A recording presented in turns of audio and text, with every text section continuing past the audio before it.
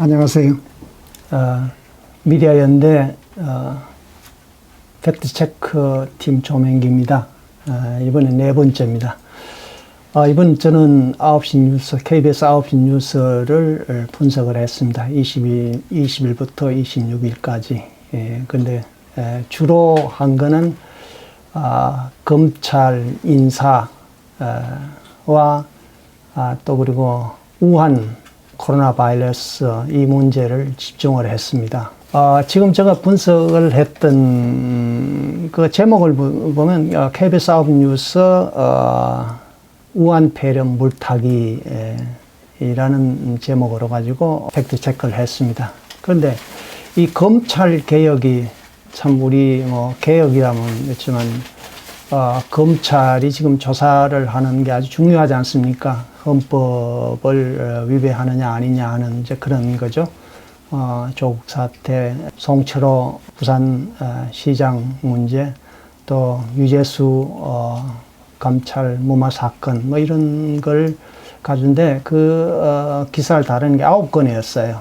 사실 그게 굉장히 중요하거든요. 왜냐하면 국민의 관심이고 이 헌법 질서가 위배되면 이 사회 통합이라는 게 좀 어렵거든요. 이제 그런 측면에서 하는데, 그런데 KBS가 그 보도하는 게 사실은 그 범죄 사실을 직시하는 건데, 범죄 사실을 직시하는 게 아니라 이건 물타기형, 그러니까 서울중앙지검장하고 또 대검하고의 어떤 싸움, 뭐 이런 갈등 관계, 사실 그게 아니거든요. 사실 범죄가 있느냐 없느냐 이제 그 팩트 파인딩 그게 중요한데 그건 싹 넘어가더라고요. 그러면서 집중적으로 보도한 거는 우한 코로나 바이러스 이걸 36건을 했더라고요. 그러면 그게 또 그 헤드라인 뉴스 5건 하고 하면요, 이거 41건입니다. 왜 그렇게 중국 문제를 그렇게 심하게 그렇게 많이 다루는지 하는 이제 그런 문제입니다. 사실 그게 중국 문제가 우리의 뭐 관심이 있긴 하지만 전염병이니까 우리에게, 그러나 자칫 잘못하면 중국 문제에 대해서 선전, 선동, 쇠뇌하는, 이건 참 곤란하다 하는 이제 그런 겁니다. 그래서 그런 문제는 좀 조심스러워야 되는데, 그렇다면 보도할 때는 우리의 입장에서 해야지 중국 입장에서 하면 곤란하거든요. 우리 방송심의에 관한 규정도 우리의 필요와 관심을 대변하는 공적 기관으로서 본분을 다한다 뭐 이런 거거든요. 그러면 우리의 관심은 검찰의 어떤 그 비리 수사에 대한 게 관심이 있지, 이 우한 코로나 바이러스는 그렇게 중요한 거 아니지 않습니까? 그런데 그걸 중요하게 다루는 거죠. 그것도 중요한 게 아니라 집약적으로 그렇게 다루는 이제 그런 거 볼 때는 참 눈살이 찌푸려진다 하는 이제 그런 겁니다. 재난 보도도 그래요. 재난 보도도 준칙에 보면 국민의 재산과 생명이라고 그래요. 그러면 국민이 지금 좀 코로나 바이러스에 감염된 사람이 지금 뭐 오늘 해가지고 4명이라고 그러는데 그 경미하거든요. 그런데 설 명절 때 이걸 중요 아젠다를 갖게 되면 그걸 취급하게 되면 국민을 불안하게 하고 또 공포에 떨게 하는 이제 그런 거란 말이에요.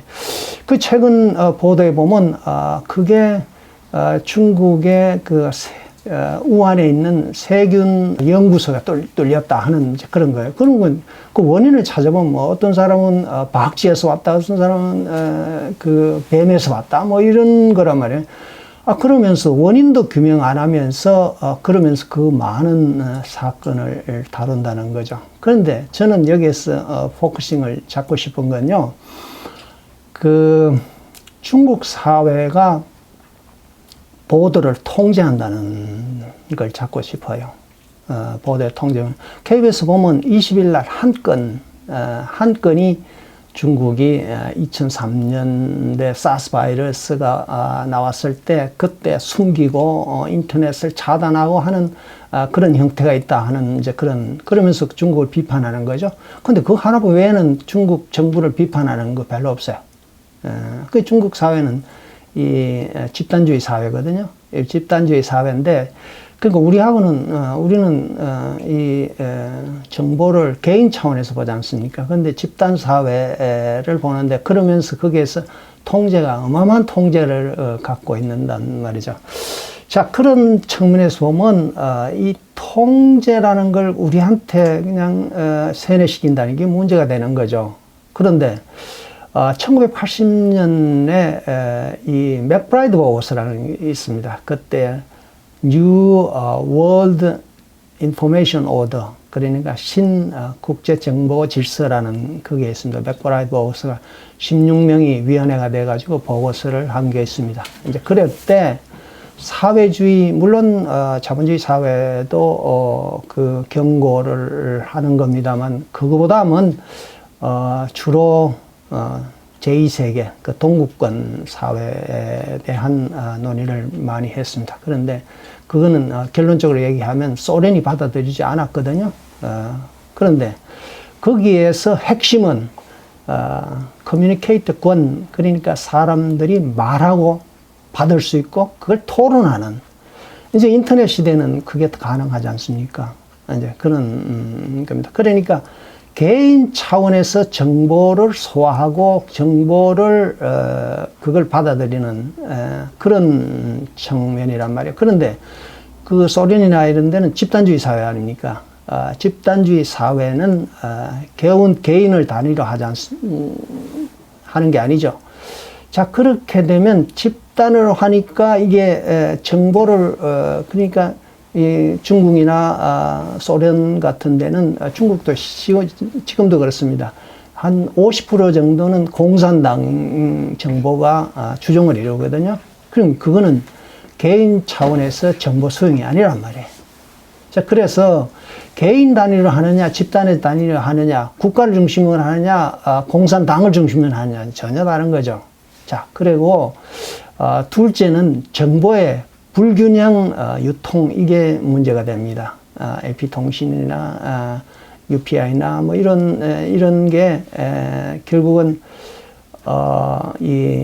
그 제3세계라든가 이런 사람들에게 헛된 영상을 그려주는, 헛된 모습을 그려주는, 모상을 그려주는 이제 그런 건 없애야 되겠다 하는 정보의 불균형 유통을 중시했단 말이죠. 그리고 세 번째는 인권이라는 걸 중요시합니다. UN 헌장에도 그렇지 않습니까? 천부 인권 사상이라는 인권을 중요시합니다. 거기에서 인권을 중시함과 동시에 그 테러라든가 폭력이라는 그건 없애야 된다 하는 이제 그런데 그 사회주의 국가는 dictatorship of proletariat,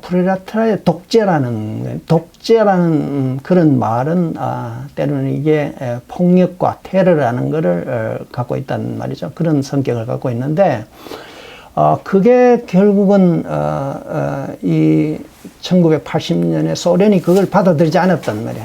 그런데 자본주의 문화가 들어가면서 동구권이 붕괴가 됩니다. 1991년에는 이제 소련도 붕괴되고 러시아로 변하지 않습니까? 이제 그래서 결국은 그때 소련이 받아들였으면 지금과 같은 위상은 갖지 않을 텐데, 이런 게 결국은 중국에서도 좋은 그런 기감이 될 텐데 말이에요.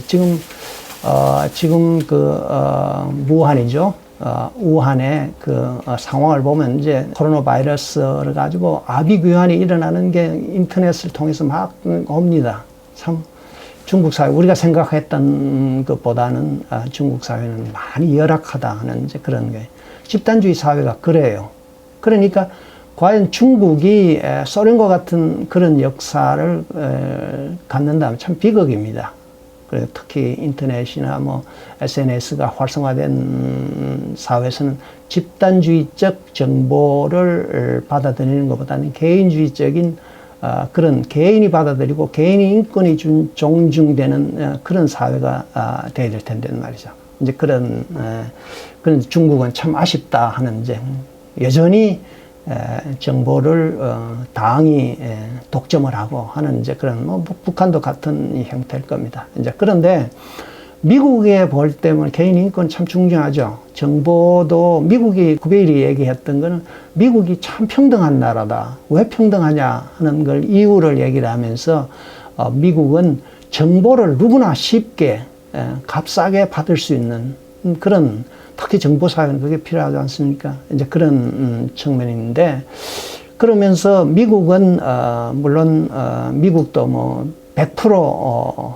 저걸 그 자유가 허용하는 거 아닙니다. 우선 남의 저작권이라든가 또 그리고 헤이트 스피치, 그러니까 혐오적인 스피치를 한다든가, 또 하나는 선전 프로파간다 하는 거는 미국에서 받아들일 수 없다. 그러니까 프로파간다 한다는 거는 이거는 범죄 행위라고 보는 거죠.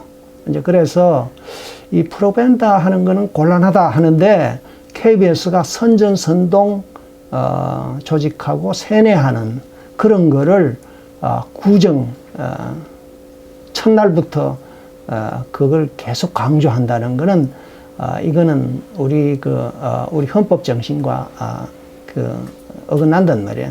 그렇다면 결국은 우리 헌법 정신에 맞게, KBS도 헌법 정신에 맞게 보도를 하고, 그리고 우리 차원에서 물론 중국의 코로나 바이러스가 중요합니다. 그렇지만 우리가 중요한 정보지만 그거를 우리 차원에서, 우리 헌법 정신의 차원에서 그걸 해석을 해가지고 보도를 할 때 국민에게 도움이 되지, 아니면 선전선동하는 그런 쇠뇌하는 그런 대열에 끼인다면 결국은 이거는 헌법 정신도 맞지 않고 분명히 이건 의도가 있다는 거죠. 자, 그리고 어제 26일 날 대통령께서도 그런 얘기를 했습니다. 불안해하지 말고 정부를 믿어달라고 그러는데, KBS는 계속 그 불안을 조성하고 공포 분위기를 조성하면서 불안하지 마라, 정부를 믿어달라, 이런 거는 이 대통령하고 이 KBS하고는 전혀 이게 맞지 않는, 그러니까 공포를 조성하고 한편에는 안심하라 하는 거는 이거는 또 하나의 선전선동이 아닌가 하는 그런 생각을 합니다.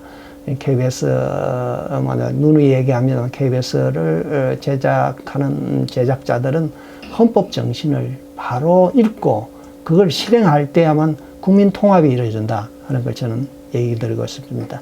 고맙습니다. 감사합니다.